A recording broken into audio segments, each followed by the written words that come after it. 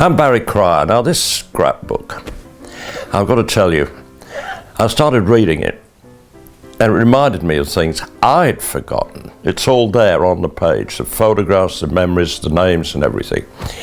Particularly the memory now with me. The memory. Tell you a story. Two older guys were talking and one said, I'm frightened. And his pal said, what are you frightened about? He said, the memory, he said. Forgot my own wife's name last week, go upstairs, can't remember why. And his mate said, I had that, I've got rid of it, my memory's back. And he said, tell me. He said, pills from the doctor 3 times a day, I've got the memory back. And his pal said, what are these pills called? He said, stem, thorn, could be red, pink or white. And his friend said, rose. He said, yes. Rose, what are those pills called? You see, the memory plays tricks. So I read this book, and I'm a peopleaholic. The people jump off the page. The photographs on the page bring back the memories, the time, the place, but the person. Old friends like Willie Rushton. And Will and I were in Ireland, that dear old country that still has its agonies and everything, and we were there during the Troubles, really bad times.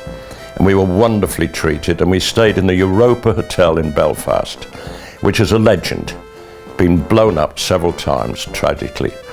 And on the check-in form for the hotel, it said, how did you hear about this hotel? And Willie put news at 10. You see, the memories you have of these people. The great Humphrey Lyttelton, who used to be the chairman of a radio program I've been doing since before sound, I'm sorry I haven't a clue. And Humphrey used to love saying to our audiences, do you realise you can buy a packet of sausages? And on the packet is a picture of the chef, Anthony Worrell Thompson. Underneath it says, prick with a fork. Now, as I say, as I speak to you now in the West Wing, I'm 78. And in my head, I'm middle-aged. And then I stop and think, how many 156-year-old men do you know? I don't know how long I've got left. I don't even buy green bananas. Food has replaced sex in my life. In fact, I've installed a mirror over the kitchen table. But at my age, I don't do drugs. I can get the same effect standing up quickly. Kate Moss met Jeremy Clarkson. She didn't know who he was. He said, I do Top Gear. The conversation went on from there. But jokes, stories, jokes. My dear wife and I have just celebrated Golden Wedding. And the story was a couple who went to a tennis club to celebrate their golden wedding. And after a few drinks, the wife became rather frisky. And she said, darling, you remember we used to make love against the fence behind the pavilion? He said, yes. She said, just once more for old time's sake, darling. And they went behind the pavilion and a most beautiful, passionate scene ensued. And she said, darling, that was wonderful. He said, nobody told me that electrified the fence. Anyway, this brings back the memories. The memories, the memories. Jokes, jokes. Eric Sykes, another old friend, told me this story, reckon it's 100 years old, and I'd like to pass it on to you now. A man was walking his dog, talking to another man, and the dog started pulling over to the right. And he said, may we go over to that wall, he wants a pee. And the other man said, of course we can. They went over to the wall, and the dog went against the wall, and the other man was fascinated and said, how long has he been doing that? And the man said, ever since a wall fell on him, which I pass on to you.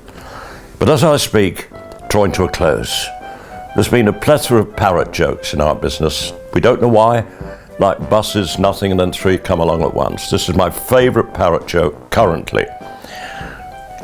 A woman went into a pet shop to buy a parrot, and she saw this beautiful blue and gold job. And she said to the man, he's gorgeous, how much? He said, 20 quid.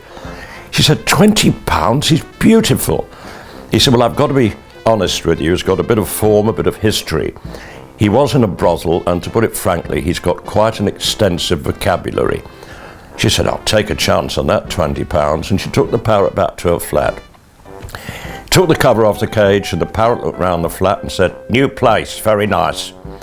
And her 2 daughters walked in, and the parrot said, new place, new girls, very nice indeed. And her husband walked in, and the parrot said, hello, Keith. Anyway, I leave you with the scrapbook. I'm going to look at it again in a minute. The memories that jump off the page. As I say, it's all about people. I've had a long, very happy... No, I'm fine. a long, very happy life. And if I can share a fridgen of my long, happy life with you in this scrapbook, I'll be very happy. Dive in there. That's what I'm going to do in a minute.